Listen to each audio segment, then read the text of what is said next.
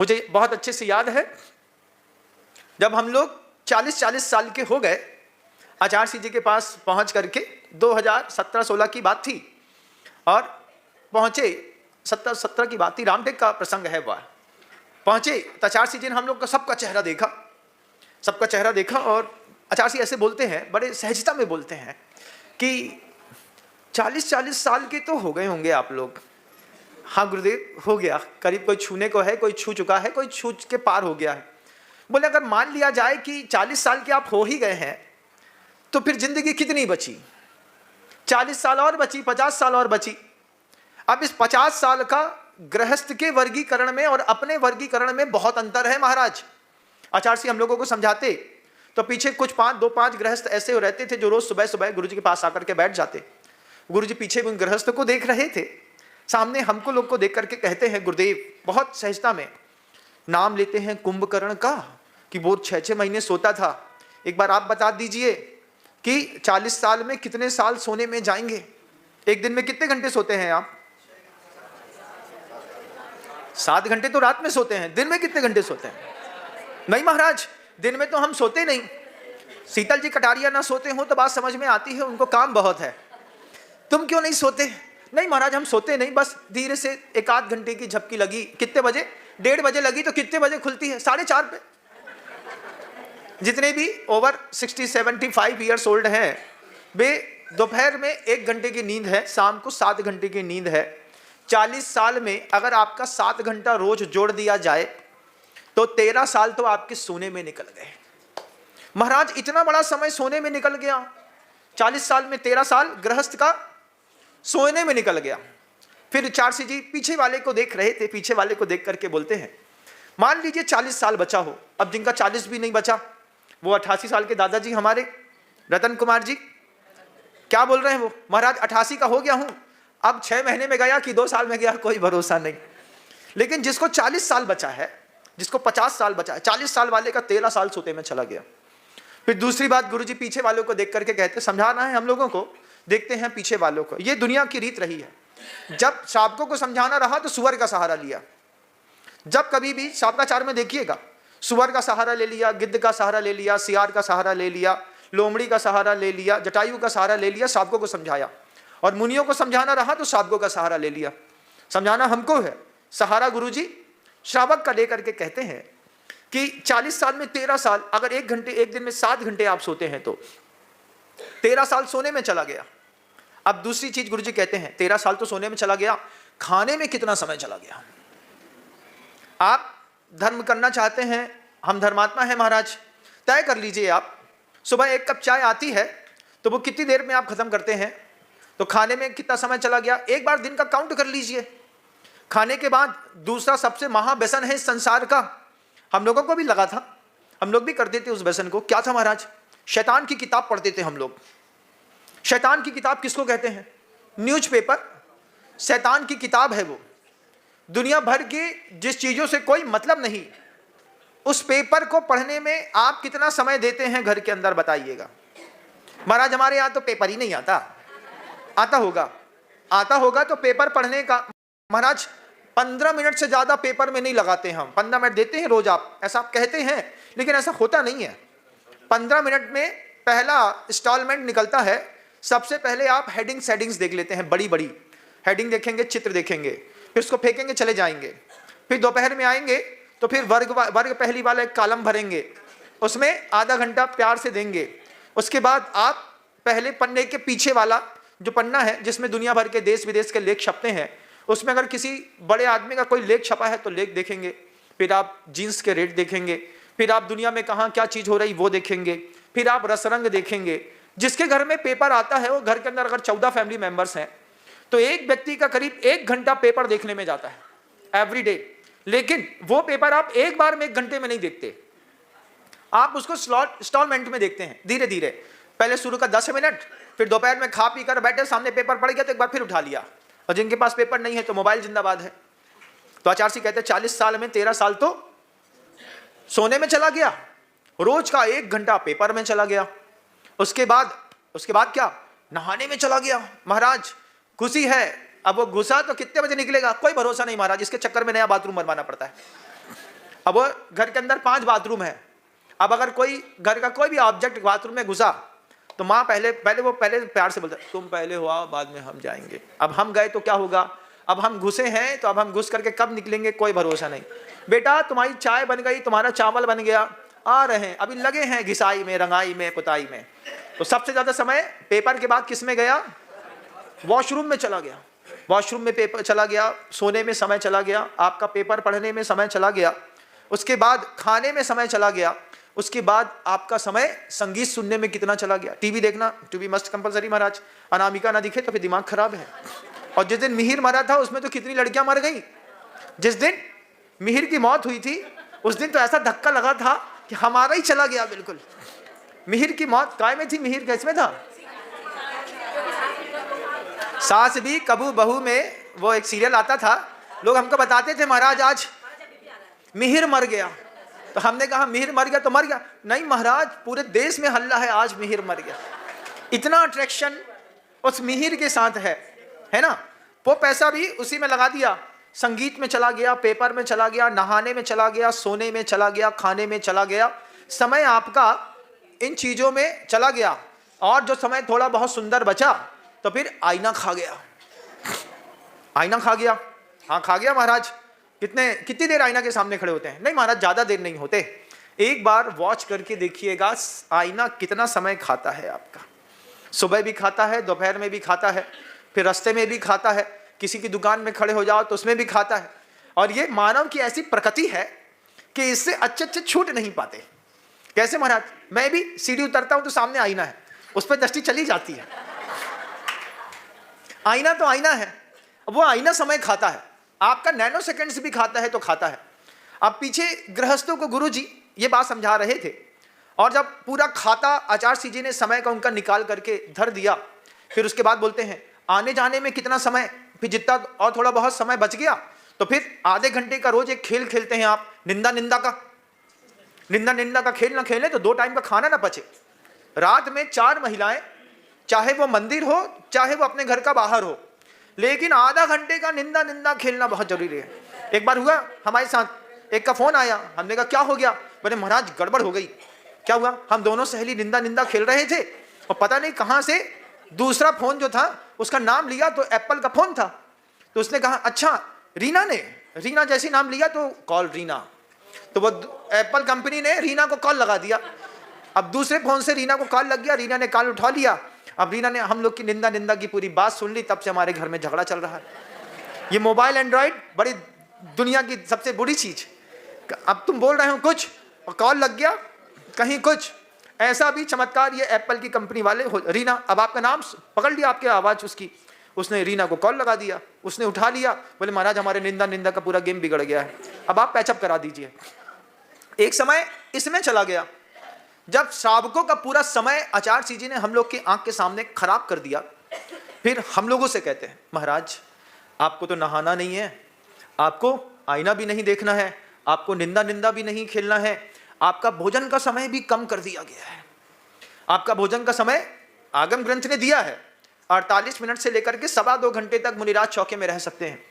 तो एक बार ऐसा हुआ 2.25 घंटे की लास्ट लिमिट थी, किसी ने, एक साधु ने समझा 2.25 घंटे तक आहार करूंगा तो मैं बहुत बड़ा साधक हूं, तो वे 2.25 घंटे तक चौके में घुसे रहे। अब उन्होंने 1-8 महीने लगा दिए, ऐसे ही श्रावक परेशान होने लगा, बोलते महाराज ये तो 9:45 पे आते हैं और 12:15 से पहले निकलते नहीं।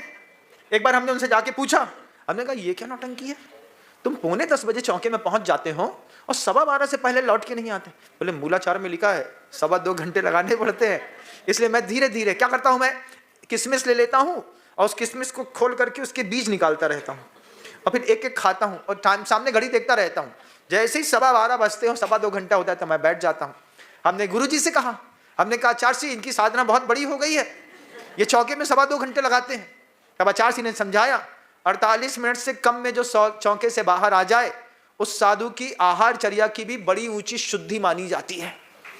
जब ये बात बताई गुरुजी ने तो बहुत सारे साधुओं ने, फिर गुरुजी खुद बोलते हैं मैं ये नहीं कह रहा हूं कि आप लोग 48 मिनट में लौट आए, लेकिन 2.25 घंटे बहुत लंबा समय होता है, इतना समय वहां पर नहीं देना होता।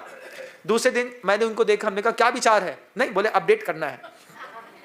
तो 2.25 घंटे वाला 1.25 घंटे में आ गया, गुरु का उपदेश कितना कीमती रखता है। आचार्य भट्टिकेर स्वामी ने छूट दे दी।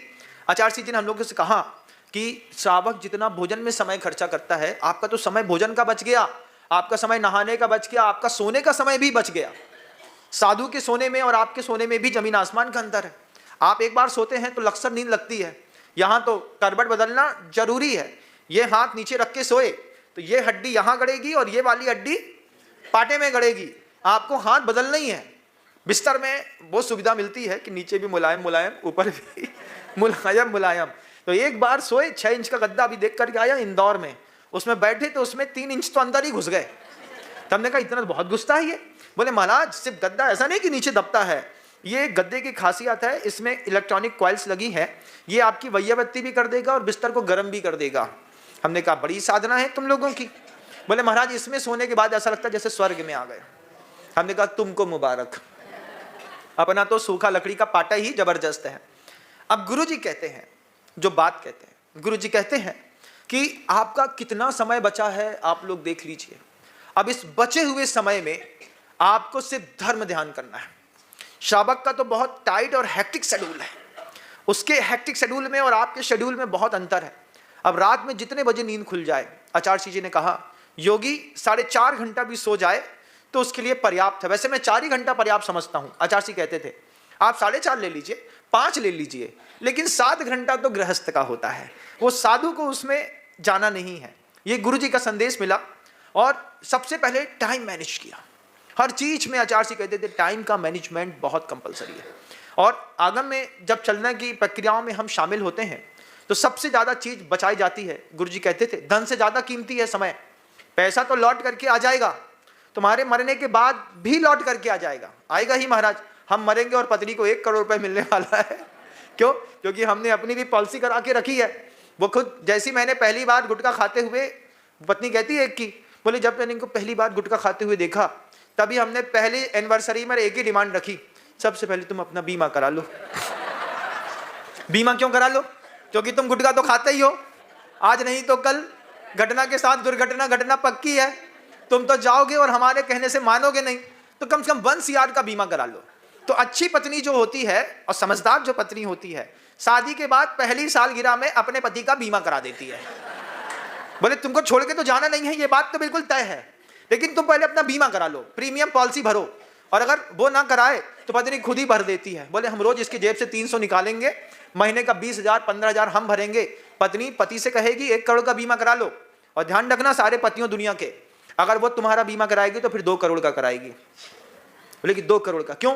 अब इसकी हैबिट तो छुड़ा नहीं सकते गुटखा खाने की। एक आध दिन कैंसर होगा, सटक लेंगे, और जिस दिन दुनिया से जाएंगे, 50 में जाएं, 55 में जाएं, 60 में जाएं, 70 में जाएं, 2 का क्या है? पक्का है कि नहीं है? है महाराज। 2 करोड़ तो तुम्हारे मरने पर पक्के हैं, जिंदा पर भले तुम्हारे यहाँ आटा 1 पाव आता हो, मरने पर पक्के हैं। पत्नियां ये जो पंचम काल की हैं वो बहुत बहुत अच्छी हैं, बहुत अच्छी हैं। जब मेरे पास पहली बार वो आई, वो जबलपुर की महिला थी, बोलती महाराज जी हमने इनका बीमा करा दिया। हमने कहा क्यों? गुटखा खाते हैं, शादी के पहले पता नहीं था, शादी के बाद पता चला। हमने कहा कल को कोई घटना घट जाए। हमने कहा मना करो, तुम्हारा पति है। बोले क्या है, 2 5 10 साल के बाद तो वैसे भी चिकित्सा हो जाती है, जाने के बाद 2 करोड़ मिलेगा, इतना ही बहुत है। देखिए ये संसार है और इस संसार में आप भी शामिल हैं, ऐसा नहीं कि आप शामिल नहीं हैं, आप भी शामिल हैं। आचार्य जी ने कहा समय बचाइए, धन बच गया। समय धन से भी ज्यादा कीमती चीज है।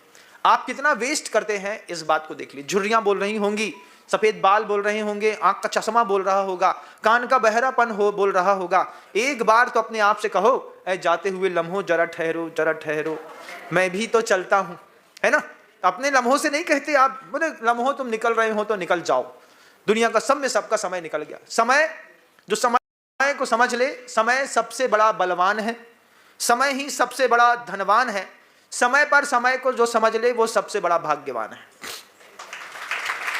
आपका भी समय बहुत थोड़ा बचा होगा और जो थोड़ा बचा हुआ समय है उसमें आपकी परिणति भी इन्हीं चीजों पर लगी है। अच्छा सोने को मिल जाए, अच्छा खाने को मिल जाए, पेपर पढ़ने को मिल जाए, संगीत सुनने को मिल जाए, अच्छी चीजों में थोड़ा बहुत निंदा का रस आधा घंटा हो जाए। मोबाइल में बात करते हैं तो कभी उसकी लिस्ट चेक करिए कि कितनी देर हमारी बात हो गई। अच्छा फ्रेंड मिल जाए और बात शुरू हो तो फिर क्या होता है महाराज, उसका भी सिस्टम है आजकल। कमरे में मोबाइल ऑन कर लेते हैं और 3 4 वो बूफर्स टाइप के वो लगे रहते हैं, उसी में उसकी आवाज़ आती रहती है। दुनिया में कहीं भी जाते रहो, मोबाइल एक तरफ रखा रहता है, चलते चलते बात करते करते। कितनी देर? बोले 2.25 घंटे बात करी, ज़्यादा देर बात नहीं करी महाराज। बहुत पुरानी फ्रेंड थी, 2.5 घंटा, 2 घंटा, 3 घंटा रात में हो जाता है महाराज। कभी कभार क्या होता है 9 बजे बात करना शुरू करते हैं तो रात को 12:30 बज जाता है। ये समय खाता है आपका। अब माला के लिए समय नहीं है, क्योंकि माल के लिए बहुत समय है। आचार्य श्री जी कहते हैं कालो थोवो वयम च दुम्मेहा, समय बहुत कम है और बुद्धि दुम्मेहा, दुर्बुद्धि है। इस दुर्बुद्धि का समय रहते प्रयोग कर लीजिए। ये जो सामूहिक धर्म ध्यान हमने आपने कर लिया, ये दुनिया की बहुत बड़ी खूबसूरती थी। और गुरुजी वो बात हमेशा कहते थे, आपके मानने और नहीं मानने से वास्तविकता बदल तो नहीं जाती। आप नहीं माने जैन शासन को तो क्या आपकी वास्तविकता बदल जाएगी? जो व्यक्ति गुरुत्वाकर्षण के सिद्धांत को नहीं मानता तो क्या ग्राउंड एंड ग्रेविटी के रूल्स उसके ऊपर लागू नहीं होते? होते हैं। भाषा का सिद्धांत जो व्यक्ति नहीं मानता, क्या उसके ऊपर भाषा का प्रयोग नहीं होता? होता है। ध्वनि के सिद्धांत होते हैं, भाषा के सिद्धांत होते हैं, गुरुत्वाकर्षण के सिद्धांत होते हैं। आप माने या ना माने, वास्तविकता कभी हट नहीं सकती। और आगम ग्रंथों में जितनी वास्तविकता रखी गई है, दिखाई गई है, महाराज हम नहीं मानते। आप मत मानिए, लेकिन वास्तविकता तो वास्तविकता रहेगी। आपका समय जाता हुआ समय है, और इस जाते हुए समय में पिछले 3-4 सालों से लगातार हम जो पूरे देश में देख रहे हैं, मेरे देखते देखते चांदी सोना हो गई। पहले तो गाते थे मेरी चांदी सोना हो गई गुरु चरणों में आके, अब तो सही में हो गई। क्या हो गया महाराज? 65,000 रुपए किलो की चांदी आज 3 लाख रुपए किलो हो गई। आप सब शादी करते होंगे, कभी आपने चांदी बहुत कम दिया होगा अपनी बच्ची को। कई जगह तो नियम है कि 30 तोला सोना तो देना ही देना है शादी में लड़की की, लेकिन अब बड़ा मुश्किल है। 2 लाख रुपए किलो सोना, 2 लाख रुपए तोला सोना हो गया, 3 लाख रुपए किलो चांदी हो गई। अपने आप से पूछो क्यों हो गई? तो आचार्य श्री जी हमेशा कहते थे, दुनिया में जितनी भी हिंसा हो रही है, आज भी देखिए ना, अभी दुबई में मिसाइलें गिर गई, दुबई का एयरपोर्ट तोड़ दिया, कुछ बिल्डिंगें तोड़ दी, कुछ रिहायशी मकानों पर मिसाइलें गिर गई। अब पूरे दुबई में 50% जनता भारत की है। 2 करोड़ से 3 करोड़ से ऊपर लोग तो भारतीय वहां पर रहते हैं, जिनके वहां के यहाँ के संबंध हैं।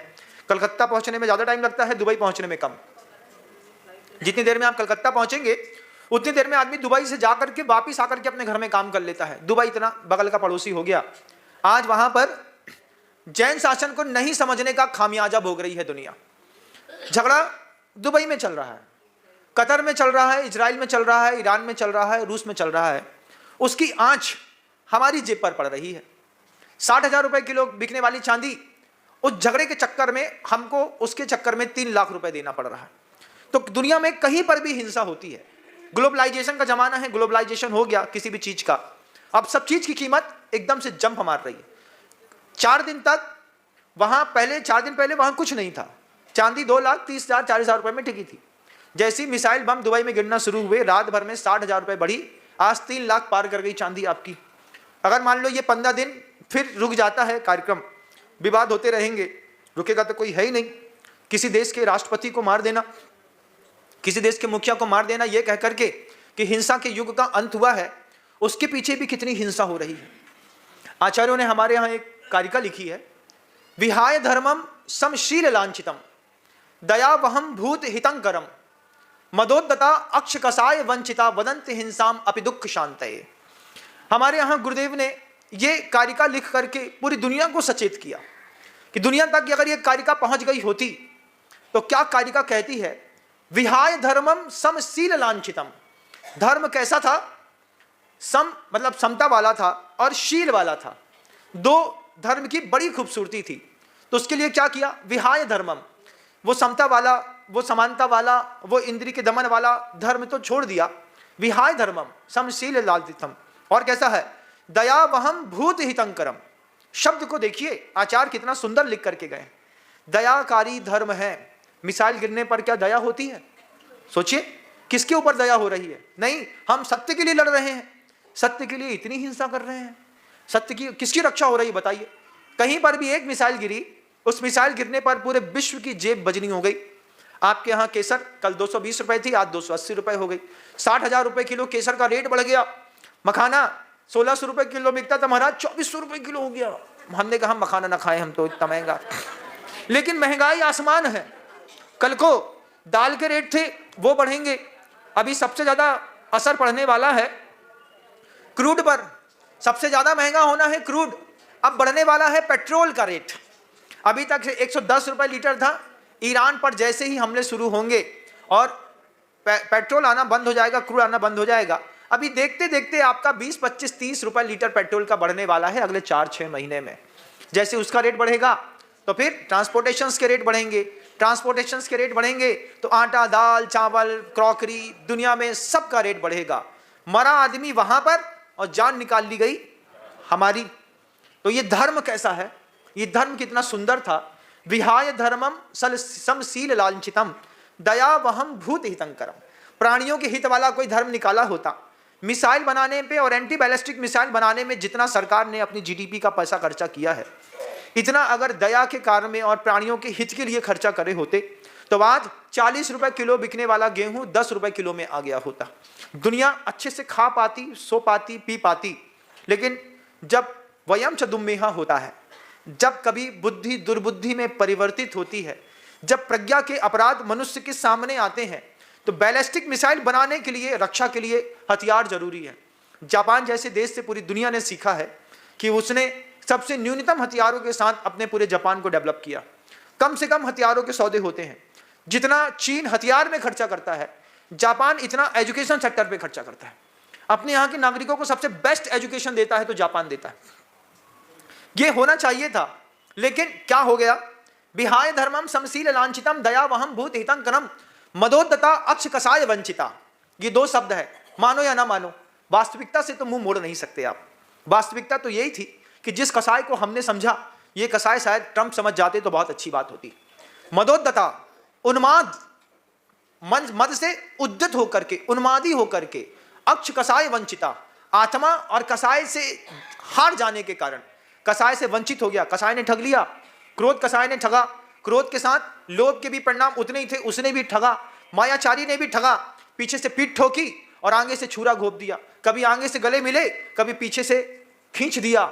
मदोद्धता अक्ष कसाय वंचिताम वदंति हिंसाम अपि दुख शांतय। अब पूरी दुनिया में हिंसा के उपदेश चल रहे हैं। क्या? जब तक हथियार नहीं छोड़े जाएंगे तब तक दुनिया में शांति नहीं आएगी। शांति नहीं आएगी कि दुनिया नष्ट होती चली जाएगी। ये कारिका जब आचार्यों ने लिखी होगी, आपको क्या लगता है उस समय भी इतनी हिंसा होती होगी? नहीं होती होगी। लेकिन आचार्यों की दूरदृष्टि कितनी बड़ी थी कि उस समय 1800 साल पहले लिखी गई इस कारिका ने आज व्यक्ति की यथार्थता को दिखाने का एक अपना उपक्रम किया। विहाय धर्मम समशील लांछितम दया वहम भूत हितंकरम मदोद्धता अक्ष कसाय वंचिता।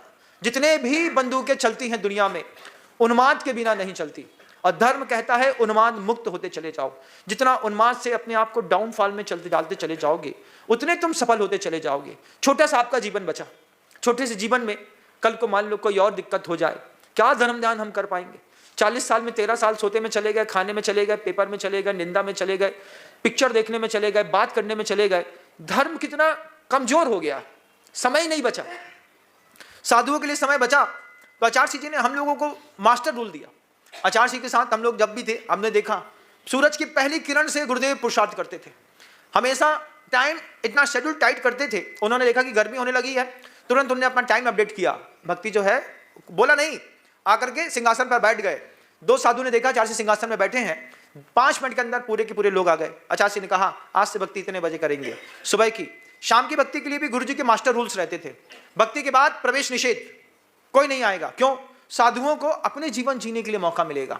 समय कीमती है। आचार्य श्री समय सागर जी महाराज जी को भी देखा, आप उनके संग में अभी जाकर के देखिए, 35, 37, 38 साधु हैं। जब आचार्य भक्ति शाम की होती है, उसके बाद कैंपस में लाइट का प्रवेश निषेध है।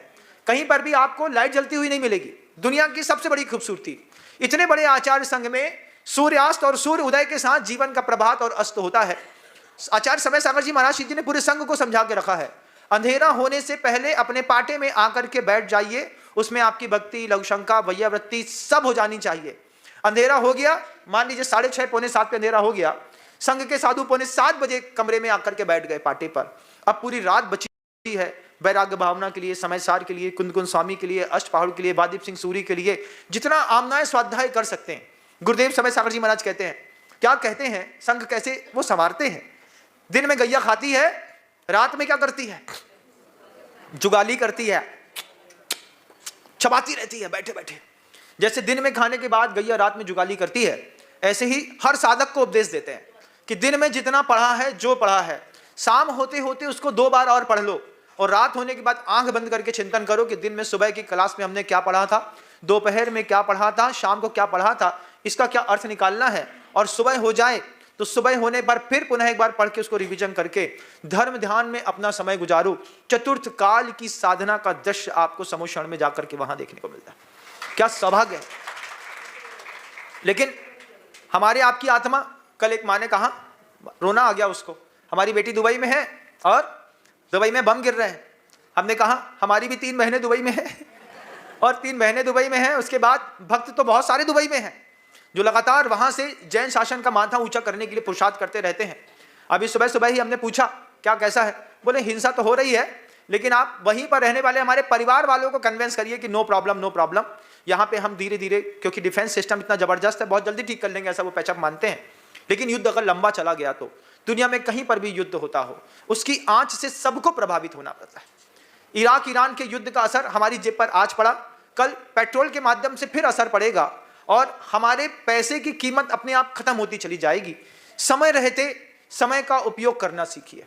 आज धर्मदान जो हमने आपने कर लिया बंधुओं, ये धर्मदान अब लौट करके नहीं आने वाला। जो समय एक बार गुजर गया, कुंद कुंद भगवान कहते हैं, पक्के फलम मी पड़िदे जहना फलम बज्जदे पुणो बिंटे जीवस कम भावे पड़िदे ना पुणोदय मुवे हैं।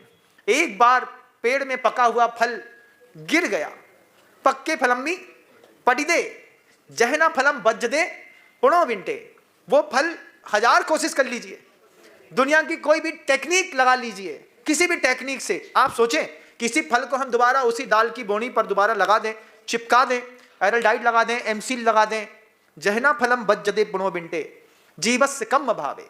जीवों के कर्मों के जो भाव हैं, अंदर के पारिणामिक भाव हैं, औदैहिक भाव हैं, औपशमिक भाव हैं, पड़िदे एक बार जो गिर गया ना पुणोदय मुवेहिम, फिर वो दोबारा नहीं लग सकता।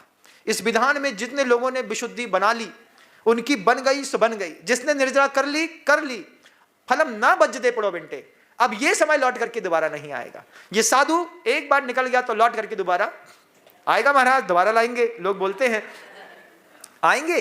भाव समय समय पर बदलते रहते हैं, इसलिए सबसे पहले धन से ज्यादा समय को पकड़ना सीखिए। जिन घरों में बच्चे आज भी दिन में 8:30-9 बजे उठते हैं, उनसे बोलो बेटा पैसे से ज्यादा कीमती होता है समय। आचार्य श्री जी ने अपने तोता क्यों रोता में वो बात लिखी। गुरुदेव कहते हैं पूर्व दिशा में प्राची में सूर्य का उदय हो रहा है, किरणें फूट रही हैं। शब्द देखिए गुरुदेव का, प्राची में सूर्य का उदय हो रहा है, किरणें फूट रही हैं। इस वक्त जो अपने घर में सो रहा है, धीरे धीरे उसकी किस्मत भी फूट रही है। क्या अनुप्रास लगाया है। प्राची में सूर्य की किरणें फूट रही हैं, यहां पर किस्मत फूट रही है। आपके बच्चे हैं, आप हैं। जमाना पलट गया ना। जमाना हमारे टाइम पे जब हम लोग 20 साल की उम्र में थे तो दुकानें सुबह 7:45 बजे खोली जाती थी। अब तो मार्केट कितने बजे खुलता है? 11 बजे मार्केट खुलता है महाराज। और सूर्य महाराज कितने बजे ऊपर उठते हैं? 6:30 बजे ऊपर उठ जाते हैं। लेकिन हमारे यहाँ के जो कुंभकर्ण हैं, ये महाराज अभी 9:30 पे उठे महाराज, अभी चल रहा है, ब्रश चल रहा है। क्या क्या हो गया? अब वो घिस रहा है कोलगेट। उससे बोलो सुबह सुबह कोलगेट मत घिसो, उसमें बैल की हड्डी होती है। क्या करें? महिलाओं का काम है, पुरुष वर्गों का काम है। थोड़ा सा आप अपनी लाइफ में चेंजेस लाइए, थोड़ा सा चेंजेस लाइए। ये जो नीम की पेड़ होते हैं घर के अंदर, पिताजी कमाल करते थे। वो कैल्शियम सेंडो के, वो देखे आपने, कैल्शियम सेंडो की कैल्शियम की टेबलेट्स आती है, उसमें अप्पू बना रहता है, छोटे छोटे बॉटल्स आती थी। तो उसमें हम लोगों के जहाँ मुंह धोने का वो वॉश बेसिन बना रहता था, तो पिताजी नीम की दातून लाते, जो डगाले होती है पतली वाली मुलायम सी ताजी, उसको तोड़ करके उसके इतने छोटे छोटे 1-1 इंच के ब्रसल्स बना दिए और उसको ला करके अपने वहां पर कोलगेट पेस्ट लेकर उसको रख दिया। अब क्या करना है? इसको चबाइए। तो पहले दातून चबाइए, नीम का दातून मुंह में सुबह सो के उठते साथ ही चब रहा है। अब चपते चपते क्या होता था, नींद तो कड़वी होती थी, उस कड़वी नींद के चक्कर में ये गले में जहां तक टेस्ट बड्स काम करते हैं, तो ये जो आपका नाभि स्थान, ये ब्रह्मरंध्र यहां पे दिखता है, यहां तक आपकी स्वाद की संवेदना रहती है, इसके नीचे आपके स्वाद की कोई संवेदना नहीं रहती। तो जब नीम के दातून का तीखापन, कसैलापन, कड़वापन यहां तक जाता था, तो यहां के जितने टेस्ट बड्स थे ये जिंदा हो जाते थे, उसके वायरस खत्म हो जाते थे, फिर उसी को चबाते थे, फिर उसी में पिताजी कहते थे ये ब्रसल्स सबसे बेस्ट ब्रसल्स हैं। क्यों? अब इसमें जो रेशे रेशे निकल गए हैं, इसी में एक उंगली लगाओ और सारे ब्रश को घिस दो, दांत को पूरा अच्छे से घिसो, ऊपर नीचे आगे पीछे करके, तो उसको घिस दिया। अब जिनके नीम के दातून से दांत साफ हुए, तो 92 साल में दादी के पूरे दांत सामने दिखाई दिए। आपको क्या हुआ महाराज? अभी वो क्या कहते हैं, रूट कैनाल, एक की रूट कैनाल हो गई है, एक की दांत में खोला हो गया है, एक सेंसोडाइन लगा रहा है, लगातार उसका ऐड दिखाएंगे, सेंसोडाइन लगाइए, सेंसोडाइन लगा लिया, उसमें सेंसेशन बना हुआ है।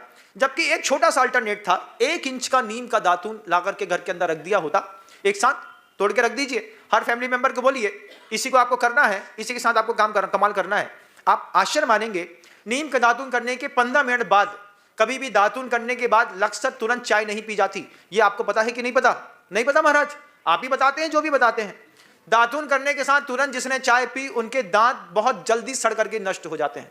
तो जब नीम का दातून चबा लिया, उसके 15 मिनट बाद आपको कुछ भी पीना या खाना है, आप किसी भी खाने का टेस्ट देखेंगे, आपको लाजवाब लगने लगेगा।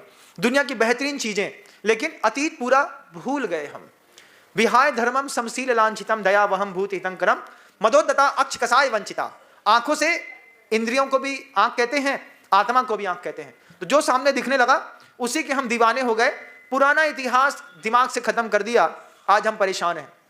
फॉरेन में, अमेरिका से एक बार मैंने कोलगेट पेस्ट का ऊपर का वो बुलवाया, जो रैपर होता है, वो रैपर अमेरिका का, उसमें लिखा था कि ब्रश में चने के दाने के बराबर से ज्यादा नहीं लेना है इसको, और इसको लेने पर अगर आपके शरीर में कुछ गड़बड़ होने लगे तो सबसे पहले फिजिशियन से मिलना है, डॉक्टर से मिलना है, इससे ज्यादा लेने पर हमारी कोई जवाबदारी नहीं है। और आपके यहाँ क्या एडवर्टाइजमेंट दिखाते हैं, मोटिव दबा करके पूरे ब्रसल्स को भरा, फिर उसको मुंह में डाला, फिर उसका झाग बनाया। तो हम सुन करके ज्यादा समझते हैं कि देख करके, कि पढ़ करके? तो पढ़ करके समझदार बनते हैं ऐसे लोग, और सुन करके समझदार बनते हैं, देख करके समझदार बनते हैं ऐसे लोग। तो फिर कैंसर की शिकायत कहाँ ज्यादा होती है? महाराज अभी अभी हुआ था, आपको कैसे पता चला? हमको नहीं, आगम में लिखा है, वदंति हिंसाम अपि दुख शांत है, कि वो ऐसे ऐसे हिंसा के उपदेश पूरी दुनिया में है कि दुख की शांति के लिए अब वो मिसाइल छोड़ रहा है। अब वो कितनी मिसाइलें छोड़ेगा, कितना उसके पास पैसा है, कितना वो बर्बाद करेगा, लेकिन जब तक ये बर्बादियां चलती रहेंगी, हमारे धर्म ध्यान की कीमत भी, भले हम वहां नहीं है, भले आज हमारे पास कोई फर्क नहीं पड़ रहा, लेकिन आगे आने वाले समय में महंगाई एकदम से जंप मारने वाली है। खाड़ी देशों में जितना भी आयात निर्यात होता था, ये आयात निर्यात बाधित होगा। पूरे इंडोनेशिया तरफ की जितनी भी दालें थी वो वहां से यहाँ आती हैं, आपके यहाँ तो दालें कम है, वहां से यहाँ आती है, यहाँ से गेहूं चावल, पूरे जितने भी स्लिम डॉग कंपनियां हैं, अरेबियन कंट्रीज हैं, यहाँ पे यहाँ से चावल सप्लाई होता है, वाइट चावल, यहाँ से वो जाता है, वहां से ये आएंगी। अब दाल का रेट बढ़ने वाला, अब पेट्रोल का रेट बढ़ने वाला, क्रूड का रेट बढ़ने वाला, अब महंगाई फिर मार देने वाली। तो महाराज क्या करें? क्या करें? बदंती हिंसा अपि दुख संताएं, भगवान से प्रार्थना करो कि ये जो थोड़ा बहुत समय बचा है ये शांति के साथ गुजर जाए। नहीं तो पत्नी ने तो 1 करोड़ रुपए की पति के बीमा कराए हैं, उसकी कीमत भी बहुत जल्दी खत्म हो जाएगी। दुनिया समझदारी के साथ आगे बढ़े। आप सब संवाद से अपने परिवार के उन बच्चों को भी जगा पाएं जो बच्चे यहाँ पर नहीं आते। वो अभी भी क्या कर रहे हैं? श्रीमान जी क्या कर रहे हैं बताओ? वो जो 24 साल का लड़का होगा, 22 साल का, क्या कर रहा है? घर के अंदर एसी चालू होगा, है ना, आराम से सो रहा होगा। क्या दादी आएगी 11 बजे, बोलेगी बेटा चाय पी लो, टोस्ट खा लो, है ना। तो समय की कीमत परिवार के लोगों को बताइएगा, पत्नी को भी समझाइएगा।